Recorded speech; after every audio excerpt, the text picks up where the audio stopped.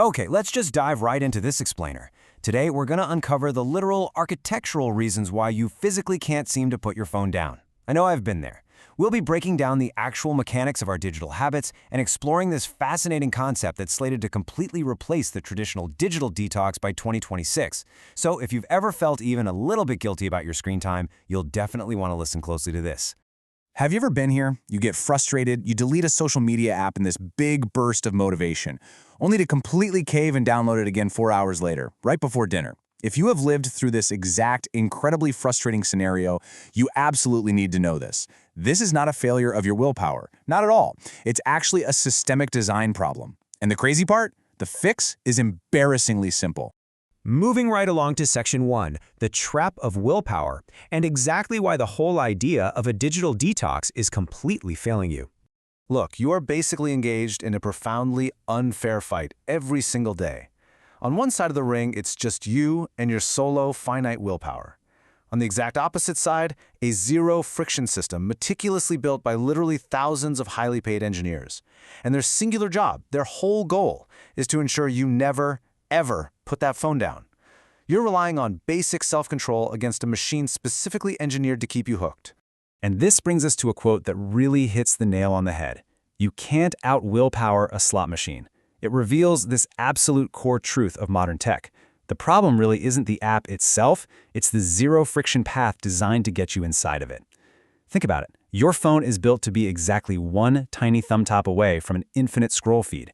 That instant, immediate access is the entire design goal.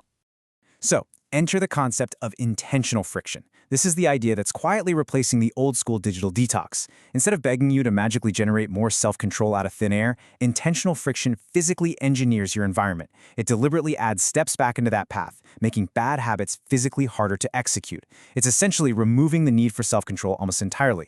We're kind of tricking ourselves, almost like squirrels hiding nuts for the winter. But hey, it actually works like a charm. Which brings us to Section 2, the anticipation loop, and why your brain gets so incredibly hooked. You know, this is the part most people get completely backwards.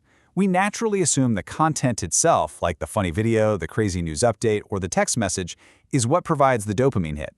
But actually, no. The dopamine is triggered by the anticipation of what might be there. It's that expectation, that split second right before the app opens, that keeps you compulsively checking over and over. Because that anticipation loop is just so powerful, every single extra second of friction you insert breaks that loop before it can fully fire. We're talking about things like implementing a login screen so you actually have to type a password, hiding your apps deep in random folders, using a locked drawer for your phone at dinner time, or even switching to grayscale mode. You are literally, physically interrupting that biological loop in your brain with a tangible barrier. All right, let's jump to Section 3, engineering intentional friction, and some practical steps to finally take back control. Breaking this down into real life, here are 3 immediate steps you can take today. Step 1, move the distracting app completely off your home screen. Step 2, log out after every single use. Seriously, every time. Step 3, turn on grayscale mode. Now, let's be clear, doing this won't stop you from using the app entirely, and honestly, it isn't meant to. But what it will do is make the thought of just checking real quick cost enough mental effort that your brain naturally stops running on pure autopilot. Let's take a closer look at that third step for a second, the grayscale mode. Simply shifting your screen to black and white measurably cuts down screen time for so many people. And why is that? Well, because that vibrant, colorful, slot machine reward preview just completely vanishes. The interface literally stops being visually rewarding. Suddenly, endless scrolling feels a whole lot more like reading a boring textbook. The friction here is entirely visual. And what's really cool is this exact same principle works completely in reverse.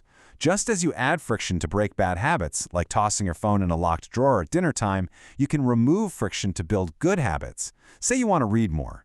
Don't rely on pure motivation at the end of a super long day. Just place the physical book directly on your pillow first thing in the morning. Getting into bed without touching it suddenly becomes the harder option. So, the ultimate goal here, the big takeaway, isn't about punishing yourself. Not at all.